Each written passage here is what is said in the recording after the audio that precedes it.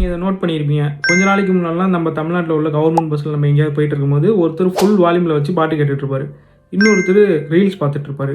அந்த பஸ்ஸில் இருக்க 50 பேருமே அவர் என்ன பார்க்குறாரோ அதை தான் கேட்கணும். இதெல்லாம் பார்த்தா நமக்கு ஒரு காமெடி மாதிரி தோணலாம். ஆனால் இதை பற்றி தான் கவர்மெண்ட்டோட போக்குவரத்து துறை இப்போ முக்கியமான ஒரு அறிவுரை ஒன்று கொடுத்துருக்கு. அது என்ன அறிவுரைனா, கவர்மெண்ட் பஸ்ஸில் மொபைல் ஸ்பீக்கரை யூஸ் பண்ணக்கூடாது, ஹெட்ஃபோன் இருந்தால் அதை யூஸ் பண்ணிக்கலாம்னு சொல்லியிருக்காங்க.